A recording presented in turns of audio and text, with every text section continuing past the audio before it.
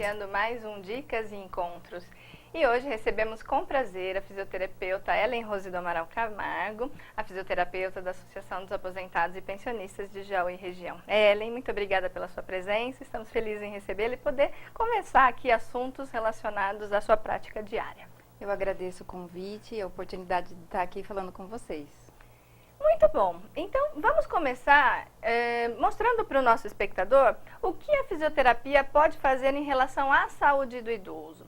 De uma maneira geral, Ellen, qual é o trabalho do fisioterapeuta? Nós sabemos que a população tem envelhecido, o Brasil é um país que mudou totalmente o perfil ultimamente, né? Então, que era um país de jovens e vem se transformando em um país de idosos. Dentro da fisioterapia, de uma maneira geral, o que pode ser feito para um idoso em termos de promoção de saúde? Então, o idoso hoje aqui no Brasil é um dos segmentos que mais cresce, né? Então, isso vem crescendo uma demanda assim absurda. Então, a fisioterapia, ela reabilita o idoso, trazendo ele de volta para o seu cotidiano, para ele conseguir praticar as suas atividades de vida diária, né? Então, a gente usa de eletroterapia, que são os aparelhos para dor, né? Cinesioterapia, exercícios, parte de reabilitação pulmonar. São várias áreas que a fisioterapia trabalha. Mas o nosso foco, o objetivo é o quê? Trazer ele a praticar as atividades que ele praticava antes. Porque ele não pratica do jeito que ele praticava antes, né? Tem alguma limitação, alguma coisa assim. Ou alguma dependência em algum tipo de patologia específica, então ele precisa de uma ajuda. Então a gente proporciona isso para ele, voltar a executar essas atividades. Então, de uma maneira geral, promover qualidade de vida, retorno às atividades habituais. Isso. E disso que você falou, que é muito importante, fazer com que esse idoso retorne a atividades habituais, seja porque ele teve uma doença ou porque teve uma fratura, de repente, precisou ficar internado, se recuperou. E naquele tempo, aquele membro, aquela perna, aquele braço vai ficar imobilizado, a fisioterapia tem todo esse papel. Eu quero que você nos ajude a entender, falando desse paciente que tem algumas limitações, o que seria um ambiente adequado para um idoso que tem limitação. Então, a gente tem que deixar esse ambiente próprio para ele. Em que sentido? Tem que estar prático para ele. A gente já não pode mais se preocupar, vamos dizer, com estética da casa, né? Aquela história de, o vasinho, o tapetinho, é disso que você fala? Tapete é uma, assim, vamos dizer assim, é uma contraindicação. Tapete numa residência não pode, né? É muito fácil de tropeçar devido à fraqueza, o passo dele já é diferente, né? O caminhar, então a gente evita tapete. Cuidados com o banheiro, né? Colocar sempre aquele tapete ou aqueles tablados antiderrapantes, o calçado também em casa, né, antiderrapante, porque é onde mais eles tropeçam, escorregam e cai, e aí, como a senhora disse, uma possível fratura. E me fala uma coisa, a gente falou de calçado, é uma coisa que é uma discussão terrível, às vezes o pessoal em casa discute muito e fala, mas é tão fácil um chinelinho Havaianas, o que você pensa do chinelinho? Nem pensar. Nem pensar, viu, Nem pessoal? Pensar. É isso aí, tem que ser um calçado aderente. Para que evite qualquer, não que vai evitar uma tropeção, mas dá uma certa segurança. Ele tem que ter estabilidade, isso, né, e outra, porque numa, vamos dizer, falseada, ele já não tem mais aquele reflexo que tinha antes, de se conseguir agarrar rápido em algum lugar para não cair, né? Então tem que ser um calçado aderente. Até porque a gente fala muito, assim, em clínicas de repouso, ou mesmo no dia a dia, na rua, desse idoso que tem essa certa dificuldade, até porque aquilo que você mesmo estava falando, fraqueza de musculatura, modificações que o próprio envelhecimento vem trazendo, a gente precisa desse suporte atrás no calçado também, né, Ellen? Dificilmente vai ser muito mais difícil ele escorregar se tiver uma sandália. Porque o chinelo é aquela coisa solta, né? Você vai meio que arrastando no chinelo. Não, tendo a prisilinha, a fitinha atrás, com certeza é muito mais seguro. No chinelo você vai e o chinelo fica. E outras, você tá andando na rua, às vezes uma pessoa um pouco mais perto de você ou com pressa, pisa na parte de trás do chinelo enquanto você tá dando passo. Aí a pessoa com certeza queda cai. na cerca. Isso. Então, nós estávamos falando dessa adaptação do ambiente. Então, de uma maneira geral, ambientes sem muito tapete, sem muito enfeite, sem muito móvel em excesso. Isso. Fala para mim do geral, por exemplo, iluminação, adequação de banheiro, que você já vinha falando, do antiderrapante. O que mais que nós podemos adaptar para auxiliar esse idoso que tem limitação em casa? Então, a gente costuma orientar aquelas barras, né? Do lado do vaso sanitário. E tudo assim, que esteja na altura dele, ou se ele é uma pessoa totalmente cadeirante. Tá. Toma um banho naquelas cadeiras próprias de banho. Então, quer dizer, tem que ter tudo na altura. Não adianta ele estar ali, vamos supor, eu posso, uma acompanhante, colocar a pessoa pro banho. Mas não adianta que se o shampoo estiver ali em cima. Ela consegue tomar banho sozinha, sentada. Mas não adianta o shampoo estar ali em cima, né? Então eu tenho que colocar tudo, né? Acessíveis. Isso, de fácil acesso, né? A barra no banheiro, né? A barra do lado do vaso sanitário. É super importante, porque assim, esse pouco ele consegue fazer. Ele tendo apoio, ele tendo um suporte. E como é que a pessoa coloca essas barras em casa? Elas são fáceis de achar? Eles podem mandar fazer numa serralheria? Tem pronto? Fala um pouco disso pra gente. Não, tem pronto, né? Geralmente em casas que vendem materiais hospitalares, Certo. né? Tem pronto. Cirúrgicas. Isso, cirúrgicas. Tem essa barra, tem tamanho, porque você tem que adaptar. Muita gente manda fazer, até pelo custo, Certo. né? Então, assim, é uma coisa simples, Simples, de que dá pra fácil você... acesso, fácil encontrar. Isso. Né? Uhum. Ótimo. Em relação ao ambiente ainda, nós sabemos que a pessoa que se arrisca, vamos dizer assim, que sai mais de casa, pelos estudos, ela tem até mais chance de cair do que aquela pessoa. Tem ambientes que as pessoas caem mais dentro de casa e a queda aumenta à medida que a pessoa se arrisca mais. Mas para essa pessoa que sai, qual a recomendação? Na verdade, são prós e contras, né? A pessoa que sai mais, ela trabalha mais a parte muscular. Então, ela não tem tanta fraqueza quanto aquela que fica em casa, né? Então, ela está trabalhando bem mais a musculatura. Teoricamente, ela é mais ativa. Mais ativa. Então, por exemplo, aquela pessoa que está deitada, ela recebe um copo d'água na cama. O controle remoto para mudar o canal está ali. É a hora do medicamento. O acompanhante, alguém que está em casa, família, traz o medicamento para ela. Então, ela não está ativa. Diferente da outra, que a gente já sai, atende um telefone, vai para o quarto, esqueci isso. Então, a gente está mais ativo. A outra que está em casa não está fazendo, não está tendo aquele trabalho muscular. Mas a pessoa que está na rua, que também está muito sujeita à queda, e quer já sair com um calçado adequado, né? E andar sempre com aquele passo certo, de calcanhar, meio e ponta. Ter cautela, degrau, buraco, né, na rua. Sempre procurar usar rampa, uma outra dica, né? Hoje, nos estabelecimentos comerciais, a maioria já estão implantando isso. Tem a escada e tem a rampa. Escada, sempre subir com apoio. Eu acho que isso é muito importante que você falou agora, porque as cidades também têm se modernizado para atender as necessidades dos idosos. Eu acho que as calçadas aqui, isso é a opinião minha, mas ainda nós temos muitas dificuldades de acesso, né? Mas os estabelecimentos já deram grandes passos nesse sentido. Isso, até a senhora está comentando sobre a cidade, nem sei se eu posso falar sobre isso, mas, por exemplo, tem rampas de deficiente que é junto com a vaga de idoso. Se o idoso para o carro, um cadeirante não passa pela rampa. E tem várias rampas na cidade que, assim, alta. Então, vamos supor, se uma pessoa ela consegue manejar a cadeira sozinha, ela não vai ter força suficiente para subir aquele degrau.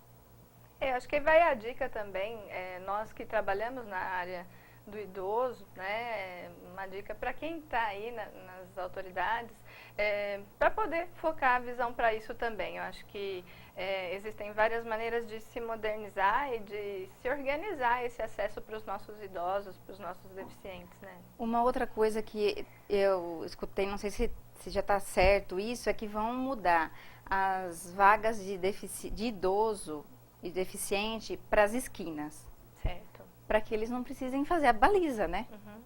Então, estando na esquina, é só chegar e estacionar. Porque imagine uma vaga de idoso deficiente na metade do quarteirão e geralmente eles não respeitam totalmente a faixa. Então, invade um pouquinho aquela área. Então, é um lugar apertado para a pessoa com deficiente ou uma pessoa idosa estacionar. Então, é uma coisa interessante isso também. Mas, com certeza, precisa rever calçadas, rampas. Os comércios, assim, já tem uma exigência já, né? Já tem. Agora, falta a cidade caprichar um pouquinho mais. E me fala dessa parte de rampas, eu acho que o pessoal entendeu. Eu queria que você me falasse um pouco mais de quem é cadeirante, de quem usa uma bengala. Qual é a maneira correta de usar esses apoios, por exemplo?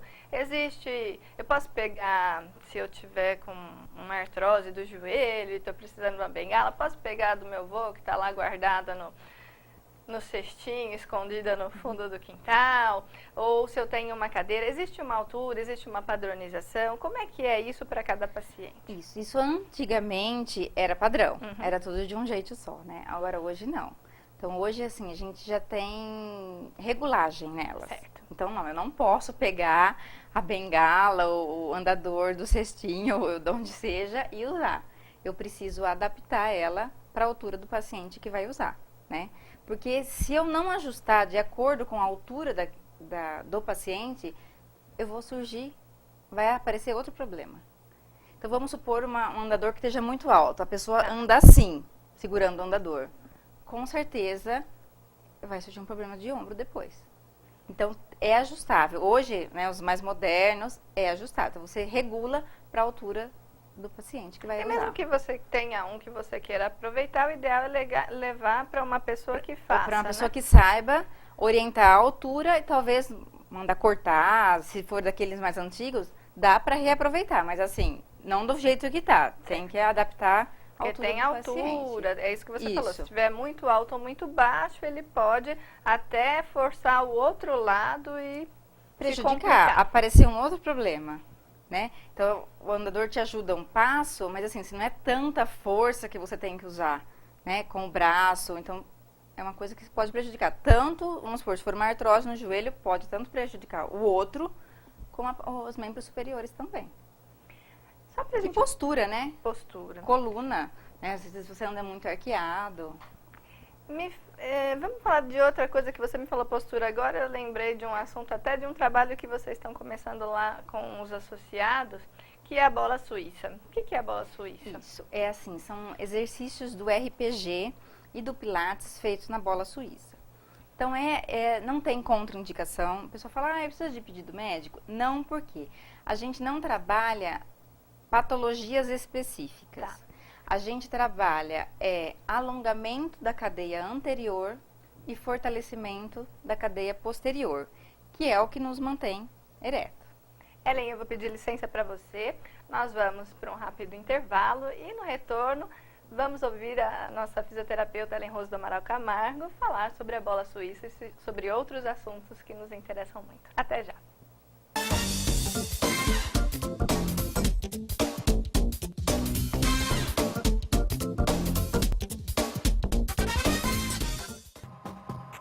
A Protons Boutique acredita em um verão divertido e dá os caminhos para tornar o ato de comprar e investir muito mais prazerosos. Protons Boutique, trabalhando há mais de 10 anos com as marcas Revanche, R19, Rock Soda, Canal da Mancha, Teens Club, Rubicon, K2B, Assédio Frites e muito mais. Localizada na rua Rui Barbosa 115, ao lado da Igreja São Sebastião. Protons Boutique, 3621-3764.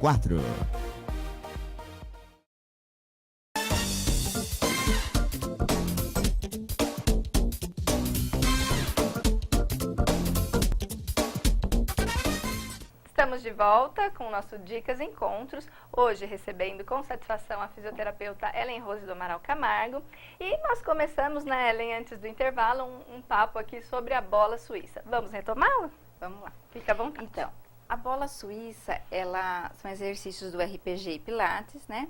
Trabalhando postura, não tem contraindicação, porque não trabalha uma patologia específica da coluna, né, da postura. Então, a gente trabalha alongamento de cadeia anterior e fortalecimento de cadeia posterior, né? Que é a musculatura que nos mantém ereta. E é muito interessante, porque assim, todo mundo fala, nossa, mas eu vou ficar em cima da bola, ai, acho que eu não consigo, ai, acho que eu vou cair. E assim, tem muita gente fazendo. Sim, tem uma paciente de 86 anos que faz. Que coisa boa. E assim, você vai evoluindo nos exercícios.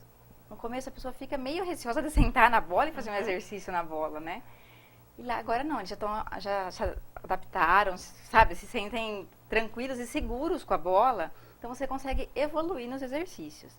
E assim, sem contar que trabalha a postura, mas a pessoa assim, todo mundo os associados que estão fazendo falam, melhorou muito a dor. Que bom. Né? E agora é o horário de falar de dor. Quem tiver dor aqui, aguarde as cenas dos próximos capítulos. Dor, postura, fortalecimento dessa musculatura. O que mais que a pessoa pode ganhar com a bola suíça? Equilíbrio, coordenação motora, propriocepção de você saber como e que membro ser trabalhado, né? Então a gente vai dando comando e a pessoa vai respondendo. Então equilíbrio e coordenação motora, isso também a gente ganha bastante com a bola.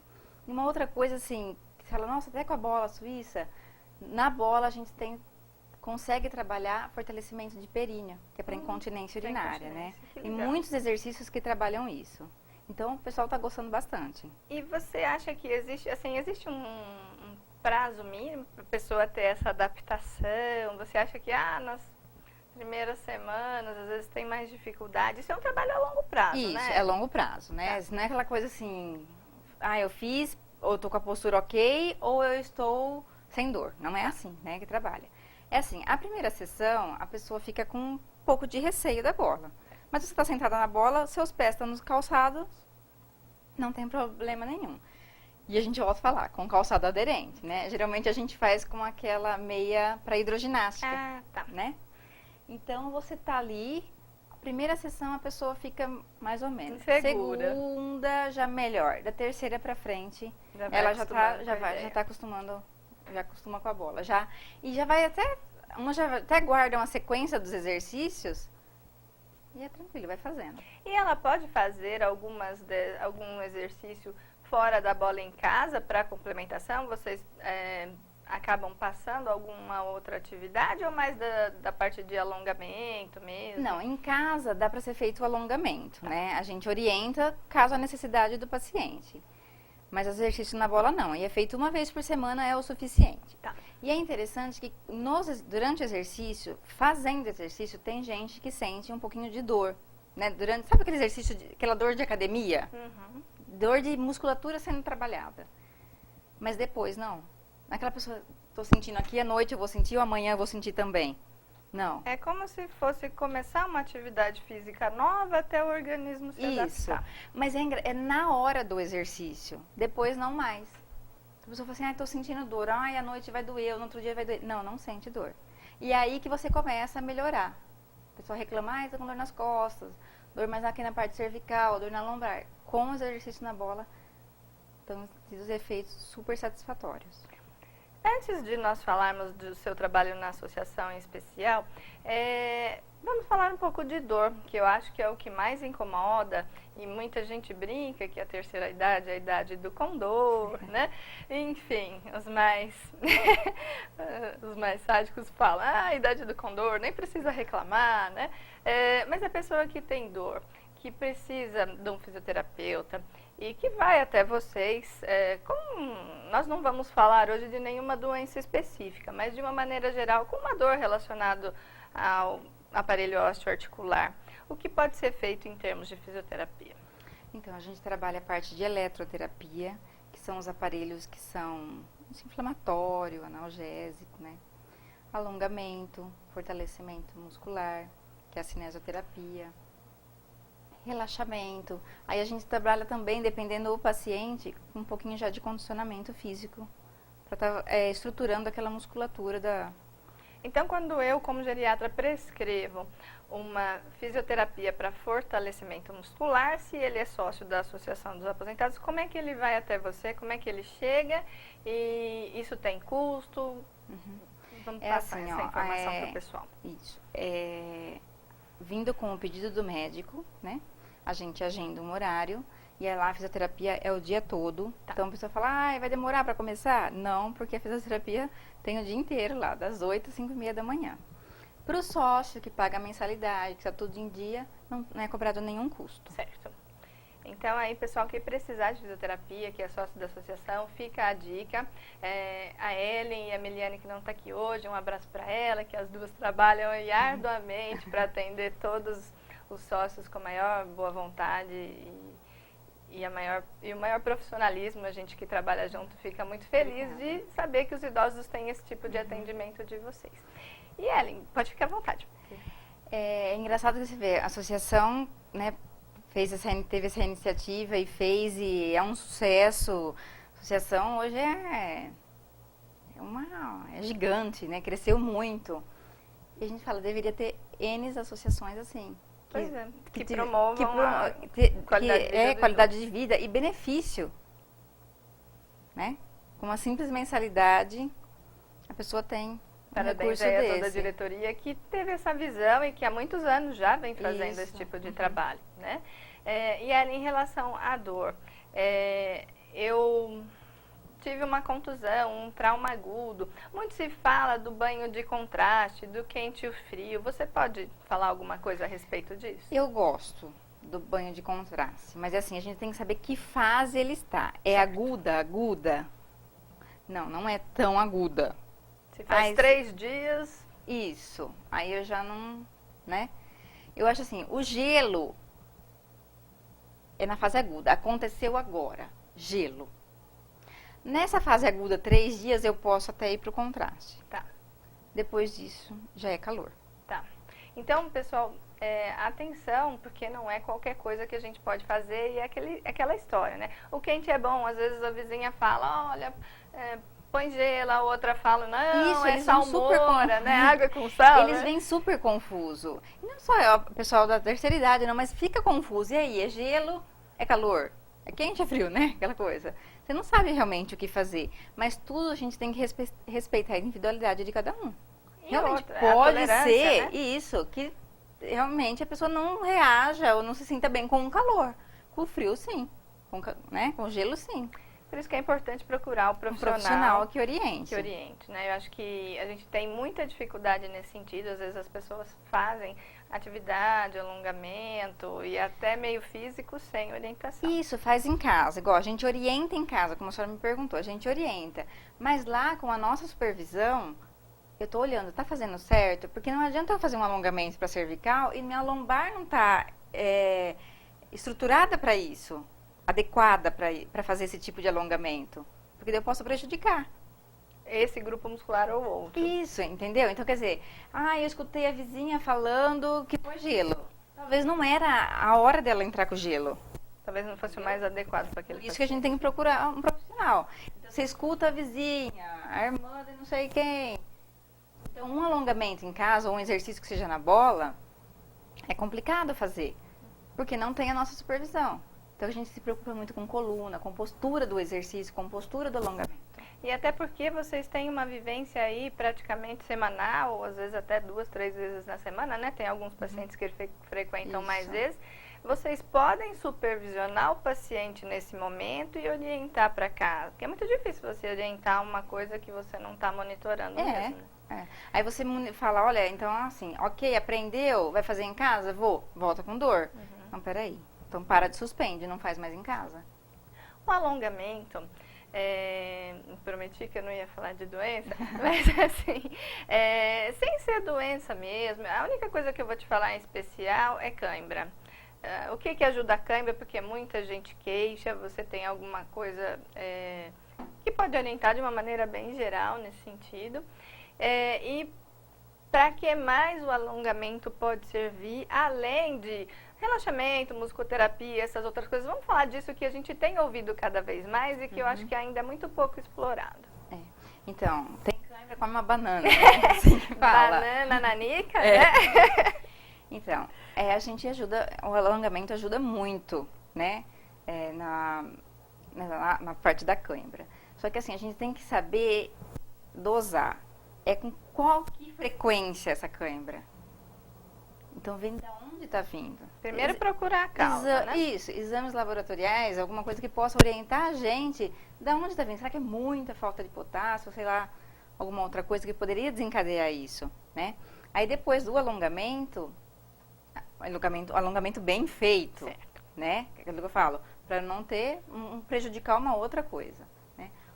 Uma musculatura fadigada, a cãibra pode ser também, né? Então, eu fazendo um bom alongamento, depende da fase, como é que tá a frequência, entrar com calor, né? Mas assim... Tudo com supervisão, né? E saber de um profissional. Não, persistiu? Vamos investigar. Por quê?